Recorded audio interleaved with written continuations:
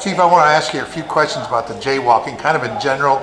I know the code's already on the books, but have you done in the past any kind of enforcement on what we have already, or has it just been kind of... Very little. We've been trying to work with the Stops campaign. We've been trying to work on this in phases, and up until this point, we've been doing a big educational push. So we've been putting out a lot of messages out on Facebook, different diagrams showing how crossings should actually be handled by both motorists and pedestrians, cyclists, and we're going to continue to do that. And we'll still be continuing to make those educational changes and trying to push that knowledge out there before we start any real hard enforcement.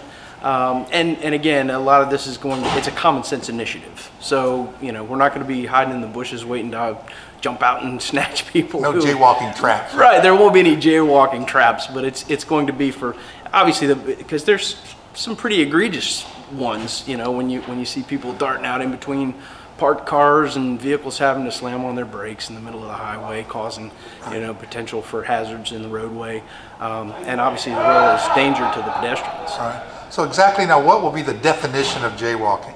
Well, there's a couple of different ones. And you may still cross the road in certain places that you're not going to be expected to trek a half a mile up and down the road in order to find an intersection or a crosswalk if you cross in the most direct path in a safe manner. And again, you know, there comes down to a lot of the folks actually choosing a place where they're not walking out in between parked cars and essentially crossing the street in a safe manner.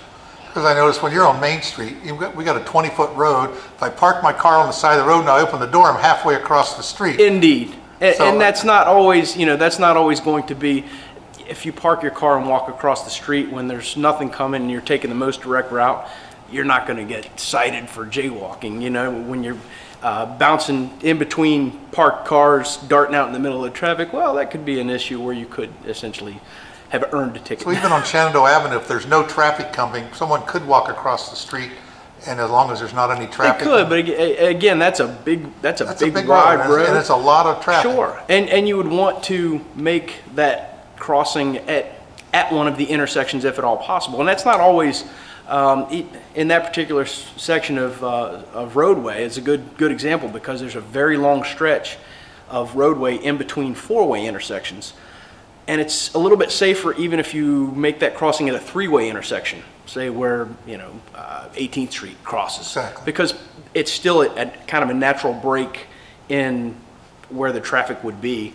And so it's a little bit safer to cross at one of those intersections than rather one of those mid-block crosses. A few sessions ago, the council briefed on the process or the program of putting a crosswalk in the center of that road. Yes. And that looked like that's a pretty aggressive crosswalk going across there, and it seemed like to handle it. We had a lady speak tonight about cars not stopping at our signal on South Street. Sure. And that's put in with lights and they're flashing and the whole thing. Right. So what would motorists expect if one of your troops see them not stopping? What kind of ticket is that? Well, it would depend on, it could be anything from reckless driving to refusing to obey a traffic signal. So it could be a serious offense. Could be, absolutely. Right. Absolutely. And then again, it's part education. Absolutely, and that's one thing. That's one of the most important components of this program is trying to get that education out there. Because again, we're not trying to write tickets just for the sake of writing tickets. We're trying to create a safety culture within our roadways amongst our pedestrians and motorists. So you don't have a quota on jaywalking tickets? We do not. You write all you want. We do not. That's correct. Thanks, Chief. Appreciate your help and keep up the good work. Absolutely. Thank you very much.